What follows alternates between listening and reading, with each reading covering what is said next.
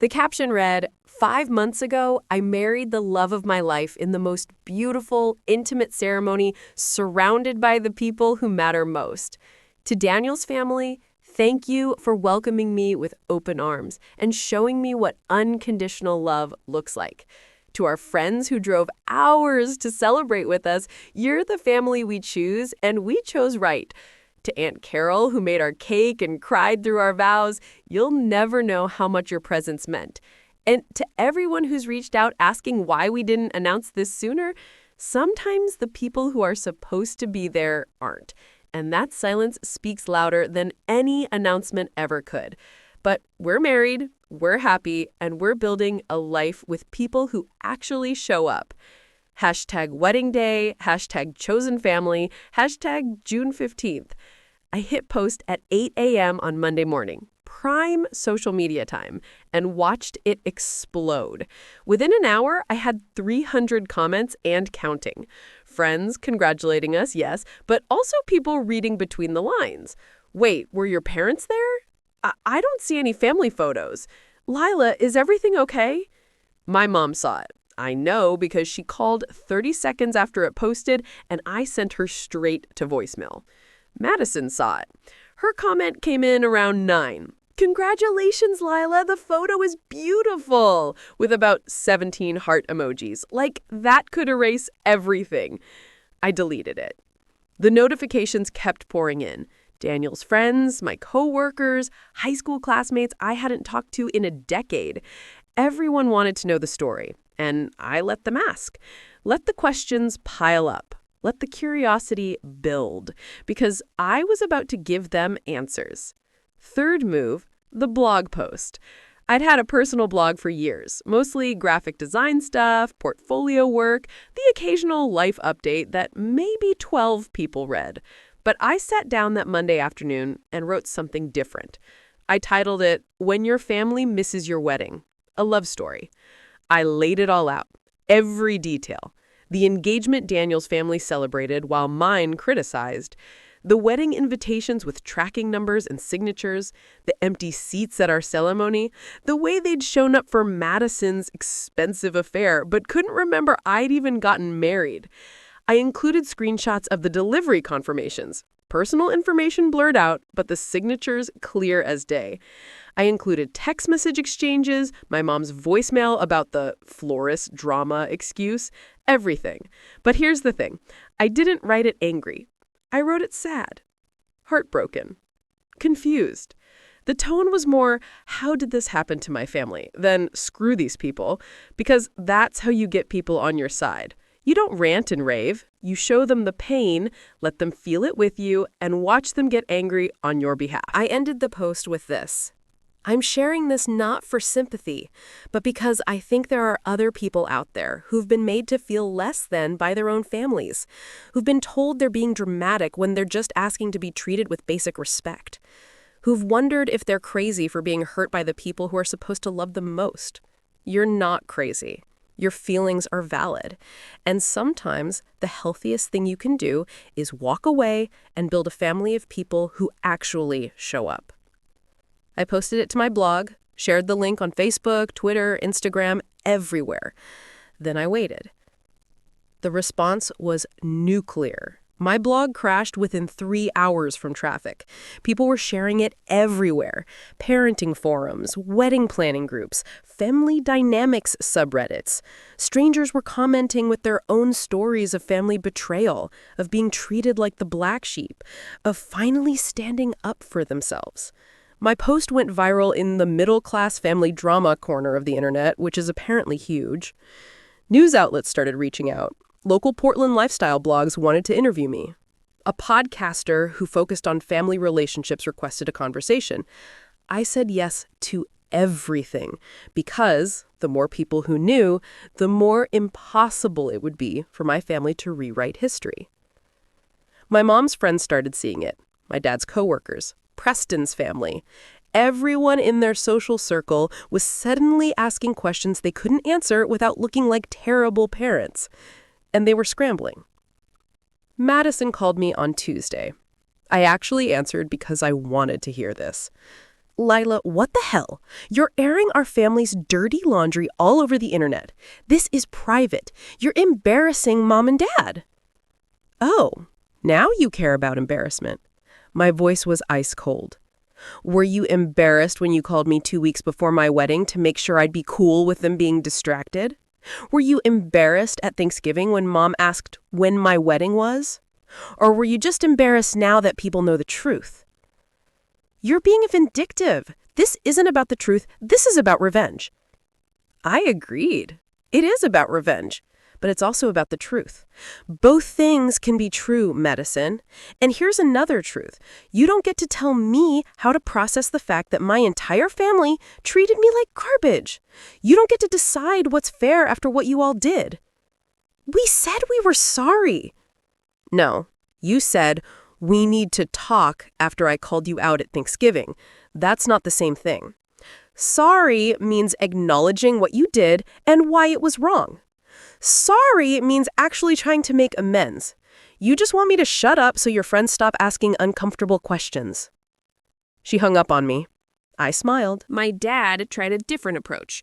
He showed up at my apartment Wednesday morning. I was working from home in my pajamas at 10 a.m. because freelance life means I can do that. Daniel answered the door because I refused to, and I listened from the bedroom as my dad tried to reason with my husband. She needs to take that blog post down. This is getting out of hand. Her mother is devastated. The whole family is talking about us like we're monsters. Daniel's response made me fall in love with him all over again. Maybe you are. I don't know, Frank. What do you call parents who miss their kid's wedding, who can't even be bothered to remember it happened? Monster sounds about right to me. We made a mistake. A mistake is forgetting someone's birthday. A mistake is showing up late. You didn't make a mistake. You made a choice, multiple choices, and now Lila's making her choices. You don't get to control the narrative anymore. My dad left without talking to me, but he left something, a letter. Slipped under our door.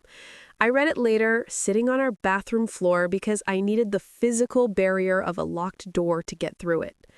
The letter was everything I'd wanted to hear 5 months ago. He was sorry. He didn't know what he'd been thinking. Madison's wedding had consumed them and they'd lost sight of what mattered. He loved me. He was proud of me. He wanted to make this right. Could we please talk? Could we please figure out how to be a family again? I cried reading it. Ugly, painful crying that ripped something open in my chest. Because the words were right, but the timing was all wrong. He wasn't sorry he'd hurt me. He was sorry everyone knew he'd hurt me. He wasn't trying to repair our relationship. He was trying to stop the bleeding of his reputation. I posted a photo of the letter on Instagram. Not the whole thing, just enough to show it existed. To show he'd written it only after I'd gone public. My caption? 5 months of silence, 3 days of exposure. That's how long it took to get an apology. Draw your own conclusions. Fourth move, the extended family. I started accepting all those calls and messages from relatives, spent hours on the phone with cousins I'd barely talked to in years, aunts and uncles who wanted to understand what happened, and I told them. Calmly, factually, without exaggeration, because I didn't need to exaggerate. The truth was damning enough. My grandmother, Dad's mom, the terrifying matriarch of the family, who everyone feared and respected in equal measure, invited me to lunch in Seattle. I drove up on Friday with Daniel, as backup, walked into her immaculate house that smelled like lavender and old money, and sat down at her dining table while she served tea in actual china. She said, "Tell me everything." So I did. When I finished, she was quiet for a long moment. Then she stood up, walked to her desk, and wrote a check. Handed it to me. It was for $15,000. "That's what I gave Madison for her wedding," she said. "I would have given it to you, too, if anyone had bothered to tell me you were getting married.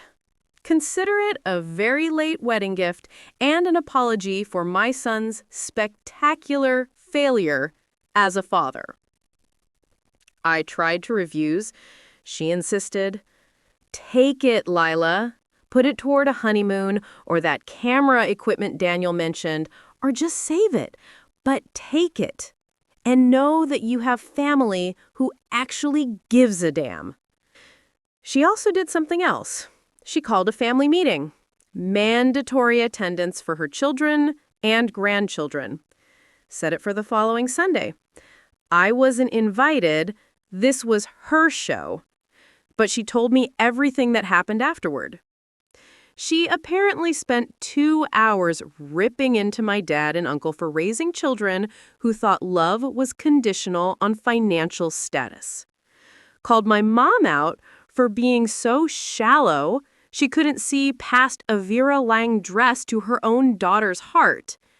And told Madison that being successful didn't give her the right to treat her sister like collateral damage.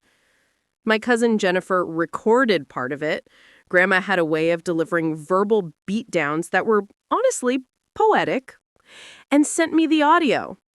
Listening to this 80-year-old woman defend me to my own parents was both satisfying and heartbreaking. Fifth move, the boundaries. I drafted an email that I sent to my parents in Madison on Monday morning, exactly 1 week after Thanksgiving.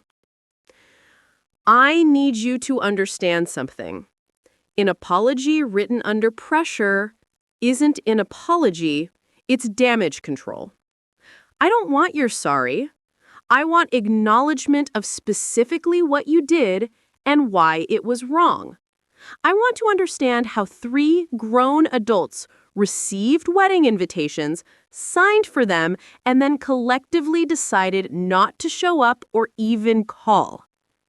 I want to know if Madison's signature on that delivery receipt means she actively chose not to tell you about my wedding, or if you all knew and just didn't care enough to come.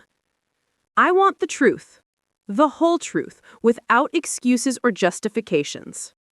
Until I get that, here are my boundaries. No phone calls, no unannounced visits, no guilt trips through other family members. If you have something to say, email me. I'll respond if and when I'm ready. And if you violate these boundaries, I will not hesitate to make that public too.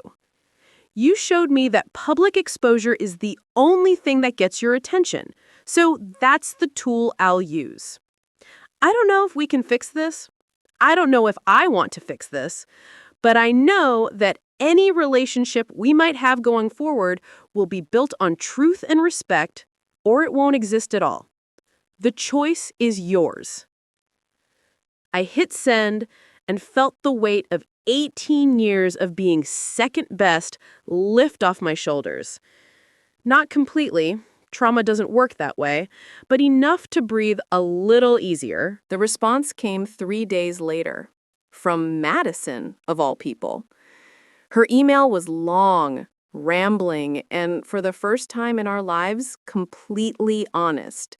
She admitted that she'd gotten my invitation, had seen the date, had known it was a month before hers, and she'd made a choice. She'd hidden it from our parents, told them I was still planning and hadn't set a date yet. Why? Because she was jealous. You always had this freedom I never did, she wrote. You got to be the artist, the dreamer, the one who followed her heart. I had to be practical, responsible, perfect. I had to check every box our parents set out. And when you got engaged to someone who made you happy instead of someone who made sense on paper, I hated that about you. I hated that you were brave enough to choose love over approval. So when your invitation came, I saw an opportunity. If I could make your wedding seem less important, less real, maybe mom and dad would focus on mine. Maybe I could have their full attention for once without you in the picture. I convinced them you were probably going to cancel or postpone anyway because you never follow through on anything. That's literally what I told them. And they believed me because I'm the responsible one, right? I'm the one who doesn't lie. Except I did lie. I lied and I manipulated and I sabotaged my own sister's wedding because I was too insecure to handle the idea that maybe, just maybe, you had something I wanted. Not the money or the status or the perfect Instagram life, just the courage to be yourself and marry someone who loved you for it. I don't expect you to forgive me. I probably wouldn't forgive me either. But you deserve to know the truth, the real truth, not the sanitized version. I'm the villain in this story, Leela. I'm the one who did this. Mom and Dad are guilty of believing me too easily and valuing appearances over their daughter. But I'm the one who actively chose to hurt you, and I'll have to live with that. I read that email 5 times, sitting at my desk while Daniel was at a photography gig. Each time hit different. First time shock. Second time rage. Third time grief for the sister relationship we could have had but never did. Fourth time, understanding that Madison was just as damaged by our parents' expectations as I was, just in different ways. Fifth time, the tiniest crack in the armor where maybe, eventually, something like forgiveness could grow. But not yet. Not today. Maybe not ever. My parents' email came the next day. Shorter, more formal, but finally, honest. They admitted they'd been so focused on Madison's wedding, on the connections it would bring through Preston's family, on how it reflected on them in their social circle, that they'd devalued mine. They'd convinced themselves my wedding was just a small thing that didn't need the same attention. When Madison told them I might postpone, they'd been relieved because it meant less to juggle. They hadn't called on my wedding day because they assumed I'd reach out if I really wanted them there. That sentence alone showed how fundamentally they didn't understand what they had done. "We raised you both to be strong and independent," my dad wrote. "But somewhere along the way, we confused independence with not needing us. We thought Madison needed us more because her wedding was more complex. We didn't realize we were telling you that you mattered less. We were wrong. We are so deeply, painfully wrong. And we don't know how to fix it." Good. They should sit with not knowing. They should feel that helplessness. They should understand what it's like when the people you count on let you down and don't have easy answers. I didn't respond to either email right away. Instead, I did something else. Sixth move, therapy. Daniel and I started couples counseling to process all of this together because it wasn't just my trauma anymore, it was affecting our marriage. I also started individual therapy to unpack 18 years of being less than Madison. The blog post, the public calling out, the exposed truth, that was all revenge, sure. But healing? That was going to take work. My therapist, Dr. Sarah Kim, asked me something in our third session that changed my whole perspective. What do you want the end result to be? Is it enough that they know they heard you, or do you actually want a relationship with them? I didn't have an answer. Not then. But I started thinking about it. What did I actually want? Seventh move, the podcast interview. Remember that Family Dynamics podcaster who'd reached out? I finally said yes. The episode went live 2 weeks before Christmas, perfectly timed for maximum impact during the holiday season when everyone's dealing with their own family drama. I told my story again, but this time with Dr. Kim's question in my mind. I talked about the hurt, yes, but also about the complexity of loving people who fail you. About how revenge feels good in the moment, but doesn't actually heal the wound.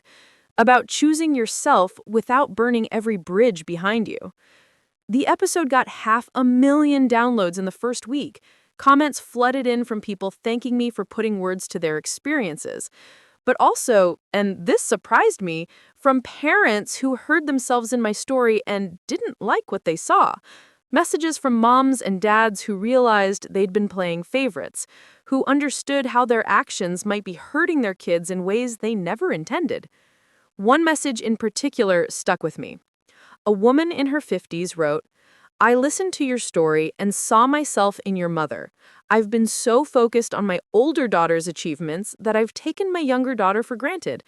After hearing your episode, I called her and apologized for missing her art show last month because I was at her sister's work event.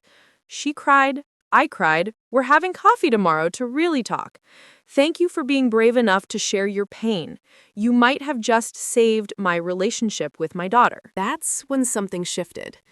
My revenge had been about making my family hurt the way they'd hurt me, but it was also accidentally becoming something bigger, a wake-up call for families everywhere, and maybe that mattered more.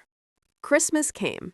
My parents sent gifts, expensive, thoughtful gifts that showed they'd actually been paying attention to my life. Daniel got a top-of-the-line camera lens he'd been drooling over. I got a full-year subscription to Adobe Creative Cloud and a gift certificate to an art supply store. The card read, "We see you. We're sorry it took us so long. We love you." Madison sent a handmade photo album, yes, handmade, from the sister who'd never crafted anything in her life, filled with pictures of us as kids.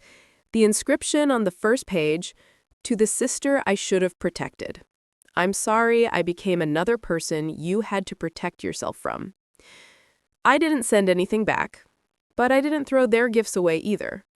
New Year's Eve, Daniel and I were at a party with friends when my phone rang at 11:45 p.m. My mom. I stepped outside into the cold Portland night and answered. "Lila, honey, I know you said only emails, but I needed to hear your voice, to tell you that I'm sorry. I'm so sorry, and I know that's not enough, but it's true. I failed you. I failed as a mother, and I don't know how to be better, but I want to try. Will you let me try?" I could hear my dad in the background saying something, Madison's voice too. They were all together, probably at my parents' house for their annual New Year's party that I hadn't been invited to. Or had I? Maybe I'd ignored the invitation. I couldn't remember. "Mom," I said, my breath visible in the freezing air, "I need time. I need space. I need to figure out who I am without trying to earn your approval. But maybe eventually. Ask me again in 6 months." 6 months, she repeated. Okay, I can do that. I love you, Lila." "I know," I said, and hung up.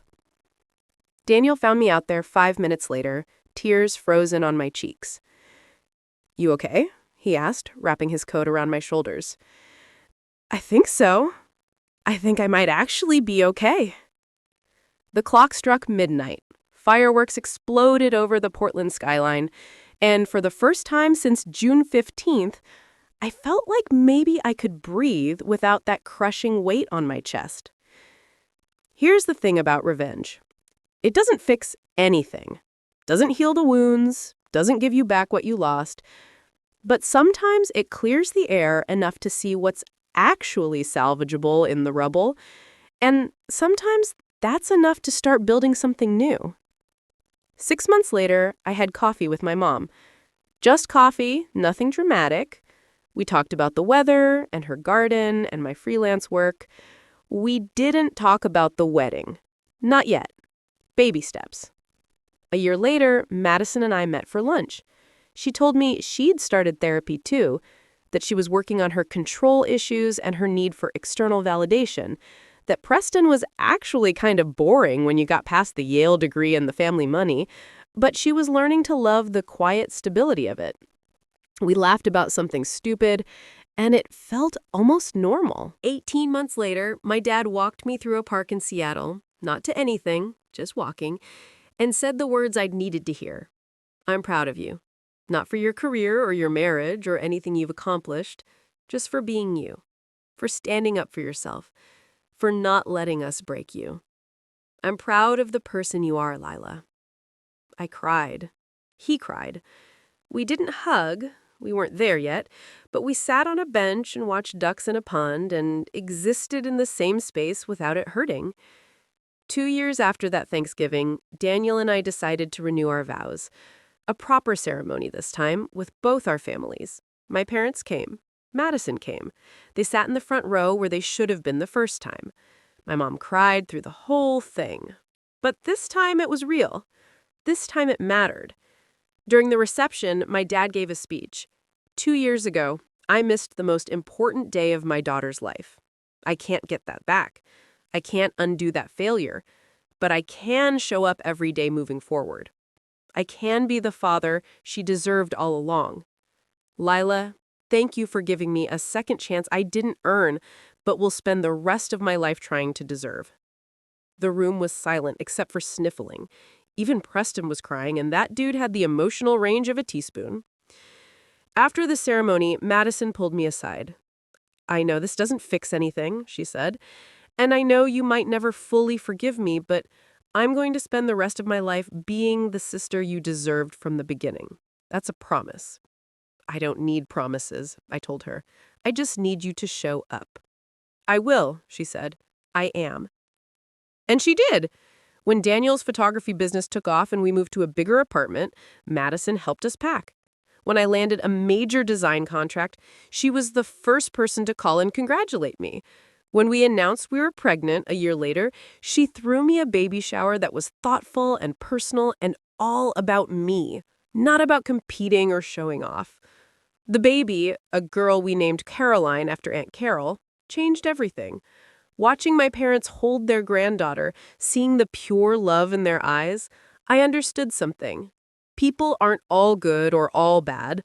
They're complicated and flawed and capable of both tremendous love and tremendous harm. Sometimes both at once. Did they deserve my forgiveness? Maybe not. But I gave it anyway. Not for them, but for me. Because carrying that anger was exhausting. Because Caroline deserved to know her grandparents, even the imperfect ones. Because life's too short to spend it at war with the people who gave you life, even if they didn't always know how to love you right. The moral of the story, it's messy. It's not family is everything because sometimes family is toxic and walking away is the healthiest choice. But it's also not burn it all down because sometimes people can change, can grow, can learn to do better. The real moral is this: know your worth. Stand up for yourself. Don't let anyone, not even family, treat you as less than you are. But also leave room for grace. Not immediate, not easy, not unearned grace, but the kind that comes after accountability, after effort, after proof that people are actually trying to be better. My family failed me spectacularly. I made them face that failure publicly. They did the work to understand why and how to change. And slowly, painfully, we rebuilt something new. Not the family we were, that was gone forever, but maybe something more honest, more real, more sustainable. Would I do it all again? The public call-out, the blog post, the scorched earth revenge? Honestly, yeah, because it was the only thing that broke through their denial. Sometimes you have to burn down the old structure before you can build something new. Sometimes nice doesn't work, and you have to get loud and messy and uncomfortable. But I'd also do the next part again, the therapy, the boundaries, the slow rebuilding. Because revenge without resolution is just pain passing from one person to another. And I wanted more than that. I wanted healing. 3 years after that terrible Thanksgiving, we all gathered again at my parents' house. Same blue shutters, same perfect lawn, but this time I walked in with my head high, with Caroline on my hip, with Daniel's hand in mine, and with the absolute certainty that I belonged there. My mom hugged me at the door. "I'm so glad you're here," she said. And I believed her. We sat down to dinner, turkey and all the fixings, and my dad stood up to give a toast. "To family," he said. "To the one we're born with and the one we choose. To second chances and hard-earned forgiveness. To Leela, who taught us that love without respect isn't love at all. And to Caroline, who reminds us why getting it right matters." Everyone raised their glasses, even Madison, who'd brought Preston and their 1-year-old son. Even Aunt Carol, who never stopped showing up. Even Grandma, who'd driven from Seattle specifically for this and brought her famous pecan pie. As we ate and talked and laughed, I looked around the table and felt something I hadn't felt in years. Peace. Not because everything was perfect. It wasn't. Not because the hurt had completely healed. It hadn't. But because we were trying. Because showing up and doing better counted for something. That night, as Daniel drove us home with Caroline sleeping in her car seat, He asked me the same question he'd asked 3 years ago. "You okay?" "Yeah," I said. And this time, I meant it completely. I really am. Because here's the final truth. They broke my heart. I broke their illusions. We all broke something. But from those broken pieces, we built something stronger, something honest, something worth keeping. And that's the story of how my family missed my wedding, and I made sure the whole world knew it. But it's also the story of how we found our way back to each other, one painful step at a time. Some stories end with revenge. Some end with forgiveness. Mine ended with both, and somehow that felt right. The woman I am now, the one who knows her worth, who sets boundaries, who chooses herself first, she was born at that Thanksgiving table when I pulled out those delivery receipts. The family I have now, imperfect, working, trying, was born from the ashes of the one that failed me. Was it worth it? Every painful, public, messy moment? Yeah, it was.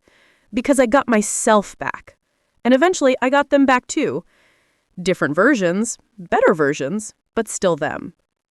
That's the thing about rock bottom. It's solid ground to build on. And we built something real. So if you're reading this and you're the forgotten sibling, the overlooked child, the one who's always second place, stand up, speak up. Don't let them make you invisible. Your feelings matter. Your hurt matters. You matter. And to the families who are playing favorites, who are taking one child for granted while celebrating the other, wake up before it's too late, before they have to go public just to make you see them, before you miss the moments that matter and can't get them back. My parents missed my wedding, but they didn't miss the rest of my life. They're not missing Caroline's childhood. They're showing up now, and that counts for something. But I had to burn it all down first. I had to make noise. I had to stop being convenient and start being honest. And you know what? I'd do it all again. The revenge and the reconciliation, the pain and the peace. All of it. Because in the end, I didn't just get revenge. I got my self-respect back. I got boundaries.